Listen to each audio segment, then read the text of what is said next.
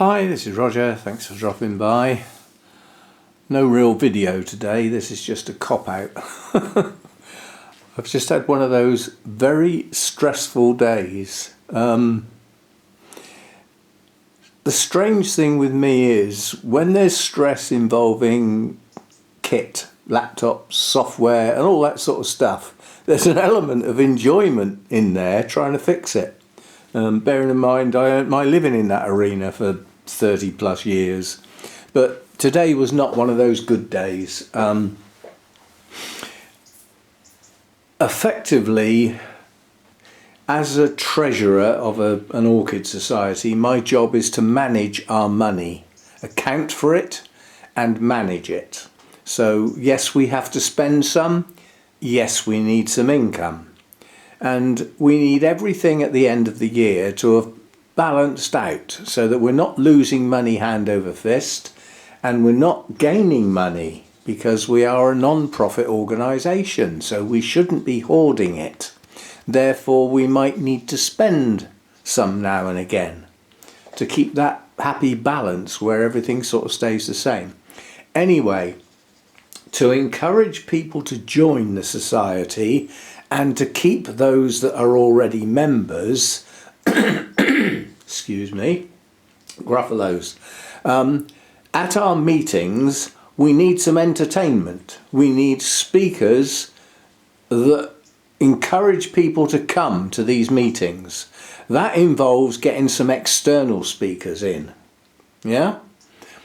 Now, those speakers are getting thin on the ground because, like everything else to do with orchid societies, people are getting older. And the newer people coming in at the bottom end can't be bothered with all that sort of stuff. They can't be bothered with doing presentations, getting in the car and driving miles and miles and, you know, being away from home and possibly even stopping overnight. They can't be bothered with all that because the income you get from it doesn't warrant the effort. And I agree to that. I was doing orchid talks to gardening clubs and horticultural societies where people who are interested in plants generally will have an inkling that they have an interest in orchids. You know, they see them in the supermarkets and at the garden centres, perhaps have been gifted one, they have an interest in it. So they were prepared to have somebody come and do a talk. And I did some of those, they're mostly in the evening because that's when those sort of people meet up. So you're loading up some plants into the car, and you're heading off to somewhere you've never been before. And you get there, you've got to unload it all, you've got to set it all up, set all the plants up nicely, ready for your talk and everything, often with a repotting demo, so you've had to take all that stuff as well. And then there's meeting, stuff going on before you get to do your talk, where you're sitting around doing nothing. Then you do your talk, and then they have the rest of their meeting, and then it's like a bell rings, they're gone. They're off like a shot. And you're left to pack everything up and load it back in the car, drive home, all that for sort of 40, 50 quid. If you worked out the hourly rate, it would be like 5 quid an hour. It's not worth it. And that's the way the speakers are going. So the way forward is for them not to have to leave home. And the way forward is therefore those remote speakers talking through a software like Zoom. Now, Zoom changed their tactics. When they first came out, they were the forerunner, they were the pioneer. So they've had the longest to evolve their software and put on lots of bells and whistles and make it incredibly simple to use over the time. They came into their own in the pandemic when people were stuck at home, and the likes of societies and that was their only way to see the faces, and it worked well. But then they decided, well, we're really popular now. I wonder which country they come from. I'll guess. Anyway, so they thought, we can make more money out of this. It's all about the money. So basically, they did away with the free version where you could have an hour. for free. And they changed it to 40 minutes. They obviously did some work as to what the average meeting length is. And the answer probably came back at 45 minutes. Oh, well, let's give them 40 minutes free and then they'll have to pay. And basically, they advertise with a con. They're not telling lies, but it's economical with the truth. They advertise Zoom Pro, this is the full-blown version to an extent, at £10 something a month. Marvellous that sounds. We could pay for a month, have a nice meeting, and job done. Oh, no, no, no. First of all, it's £10 something a month plus VAT. So that's another 20% on top. Okay, that's our country. Other countries may have different values. But they haven't given you the actual price, have they? They've given you a generalised price that there is something to be added to. And then on top of that, it's an annual subscription. So you've got to pay for a year. And that, in our case, takes it up to 155 something pounds a year, which is an amount of money that has to be considered. So I looked into using something else and found Microsoft Teams, and it seemed pretty good. Free, no limit on the length of your meetings. It all sounded good. And apart from the host, which needs to download the software, all the other people involved, like a guest speaker, don't have to install any software. This all sounded good. We trialled it and it seemed good. Well, because we're actually going to use it for real soon, I got worried. And I thought, I need to thoroughly test this. So, how many people are still with me? Most people have gone. This is not Orchids, and people are not interested in this sort of stuff. In the main, I suspect. So I suspect I'm talking to hardly anybody. But anyway, I've got two laptops. I've got the Orchid Society's laptop and obviously my own. So I have the ability to set up a meeting and then invite somebody to join, that person being on the other laptop, and I can then join that meeting and sort of effectively link the two together. And when I tried doing this with my new Bluetooth speakers, because obviously if we're going to have an external speaker, we need to be able to hear them. And laptop speakers ain't up to it. Now, I didn't get those speakers for that purpose. I got them for me, but I thought they can have a secondary purpose. But anyway, just using the Google web version, it didn't work. The sound wasn't coming across properly. So as a host, you know, I've got some external speaker and the sound's not working properly. So I had to install the software on the second laptop. That means the people we're dealing with are going to have to install software. Well, some people might say, no, I'm not doing that. And also we've got the problem is when they do install it, they may have never used it before and they won't know what they're doing. And it could go wrong during the actual real presentation. And then it all falls apart. And I've got a room full of people with me stood at the front with a red face, not knowing how to fix it because they're 300 miles away. So I had a chat with Lynn, and I'm indirectly having a chat with the joint chair, Peter, to basically say that if we're going to have external speakers remotely, we need to use Zoom. So I installed Zoom on the to make sure I'm not talking out of me whatnot. I installed Zoom on the Society laptop. I installed it on my own laptop, and it's so intuitive. You sort of start it up and you've got a meeting up and running with like 2 clicks. And no faff, it configures to the laptop it's running on. So it automatically grabs hold of the microphone. It grabs hold of everything that's going that it needs and configures itself. So apart from a couple of little tweaks, I had a meeting up and running. I joined it from the other laptop. The sound was fine, but this is the downside. Where I've been messing with all the sound settings to try and fix the original problem on both laptops, I screwed up my own laptop, and the sound on my laptop was negligible. Oh, come on, you. You noticed I picked the camera up, did you? Come on then. I love his little bald bit at the back end. It's where he had one of his matted bits shaved off. Got a little bald patch. Now most creatures, including humans, have a bald patch at the front end, not the back end. Anyway, I mean, he doesn't groom himself. He's old, and those sort of niceties have left him behind now. He gets a brush every day. He gets a brush. He comes up. He loves it. He actually jumps up on the computer table if I pick the brush up, ready to be brushed. So I do my best to groom him, but it's not the same as him doing it for himself.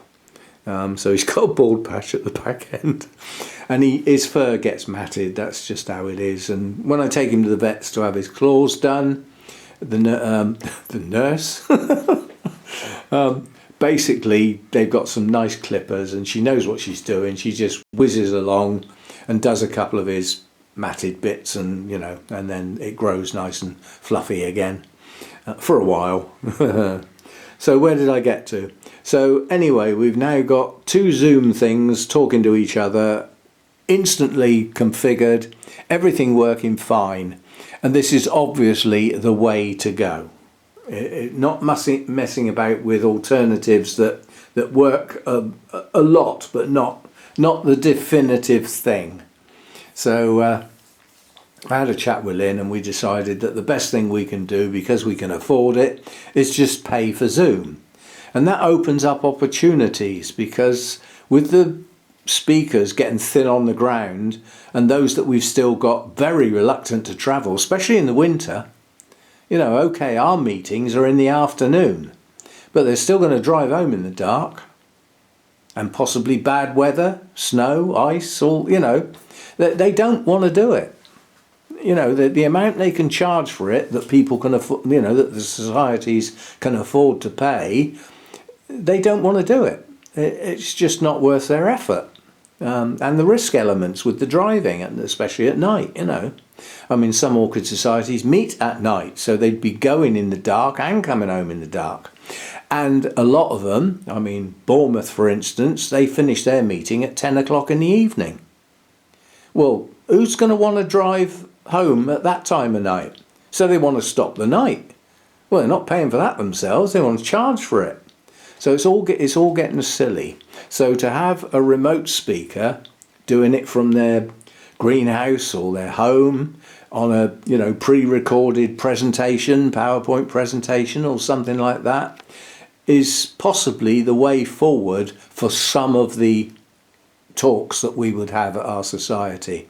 And as a consequence, we should do the right thing and get the good software that's easy to use, and it's the software that the speakers are most likely to already have and know what they're doing. That's the important bit, is knowing what they're doing, so that on the day it doesn't go wrong.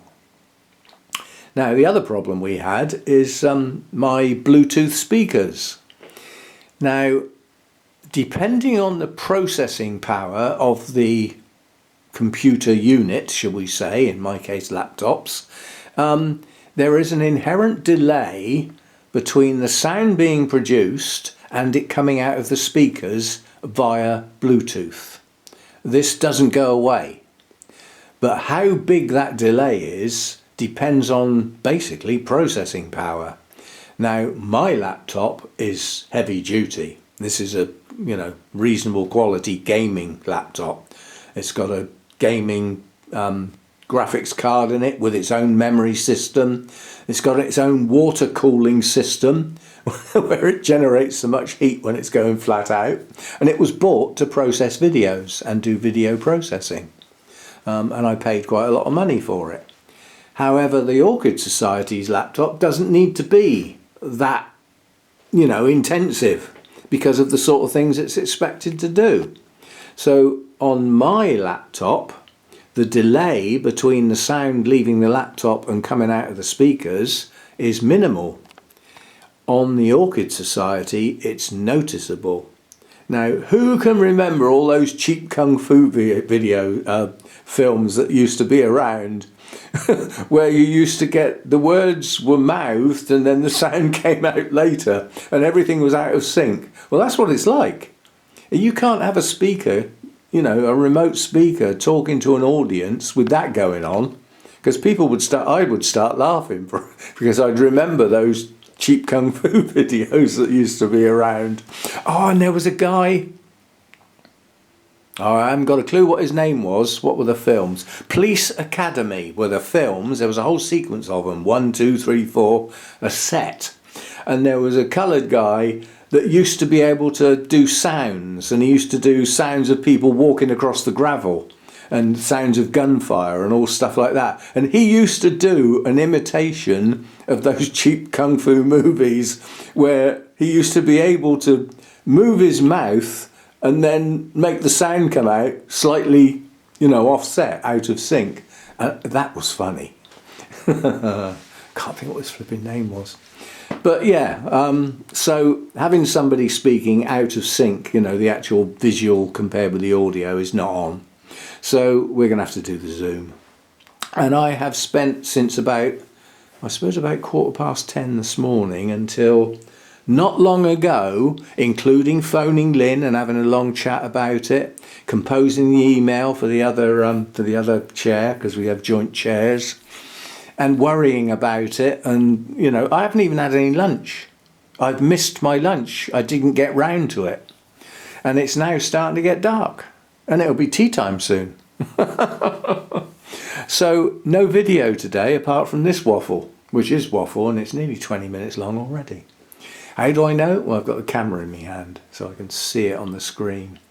But I just wanted to say out loud what I've been doing all day and why I haven't done an orchid video.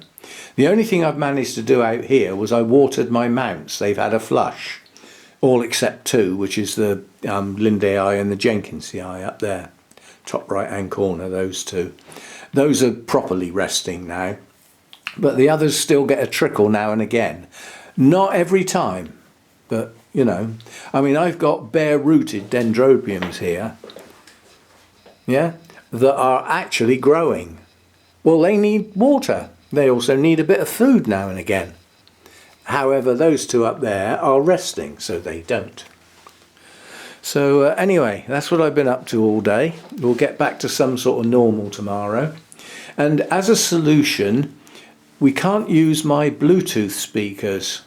And it suddenly dawned on me that the projector, which obviously if we're having a speaker, his or her presentation needs to go up on the big screen. So the projector will be on. And it's got speakers in it, which we don't normally use, because the speaker is normally there, talking out loud. We can hear them. But it suddenly dawned on me that the projector's got speakers. So I fired those up, because they were effectively shut down to like 0. I fired those up. They're actually quite loud. And there's no inherent delay, because the projector connects to the laptop via an HDMI cable. It's direct sound, so no delay. So we're going to test it out at the next meeting, because what's really loud in my lounge might not be that loud in a big hall full of people. So we're going to give it a test. So we've inspected the garden, we've been up one end, we've done the tour, and now we're going to stand there and demand entrance. There we go. That was a very quiet meow, you didn't hear it. Come on. Come on then. Don't know why I talk to him, he can't hear me. He's deaf as a post.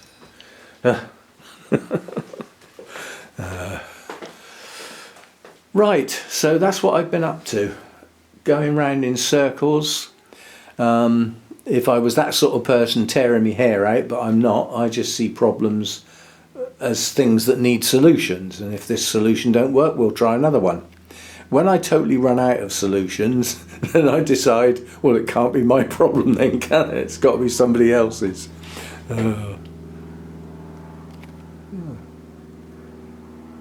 I wouldn't have, oh, it's alright, it's just a little single prop plane going over. Under normal circumstances, training flights would be, I suppose he's still got time. The trouble is with training flights, not qualified for night landing. So you have to have your plane on the ground so long before sunset. I forget what it is. I think it's like something like 40 minutes before sunset, unless you've got night qualification. So training flights this time of year are very thin on the ground because obviously it's got to be daylight in the morning and prior to dusk at night, so that they can get up and down without needing lights, basically. So, but then that could be just a private plane coming into land. You know, been to France for the day or something. Who knows? If I had the money, I might do that. Trouble is, you see, I love to fly. I've done a lot of flying in the past, and I'd never get a pilot's license now. With my heart condition and my age, there's nobody'd ever give me a license. I'd be allowed to have lessons because I'm paying for those, and I'd have a supervisor sat next to me, but I'd never get a license to fly solo. That would never happen now. Can't have doddery old gits like me going three-dimensional and going up in the air. Ooh, no, no, no, no. Which is a shame, because it's something I'd love to have done if I'd got into flying when I was a lot younger. I probably would have gone into that as a business, you know, as a profession. But not anymore. Right, before it gets totally dark, because I can see the camera is now, it's artificially lighting the grow room. So on the camera it still looks like daytime. I can assure you it's not. You know, we come round into, see how it changes? How it brightens it up? It automatically tries to make everything look like daylight. But you can tell when the light level's getting low, because as I move there's a blurred effect. Because obviously the camera is not running at its normal sort of speed and aperture and all that sort of stuff. Trying to let as much light in as possible, and to do that it slows the processing speed, because it's all digital now. Anyway, I'm going to go and sort out some tea. And see, I can even make that look like daylight, as long as I keep the camera still. And the fragrance from those two little blooms is quite good. You know, if I come out here during the day, there is a fragrance in the grow room, and it's just those two little blooms. Well, they're not that little, I suppose. So anyway, that's enough waffle, because that's all this video is waffle. Most people will have no interest in it at all. But some people are strange. I'm the same way.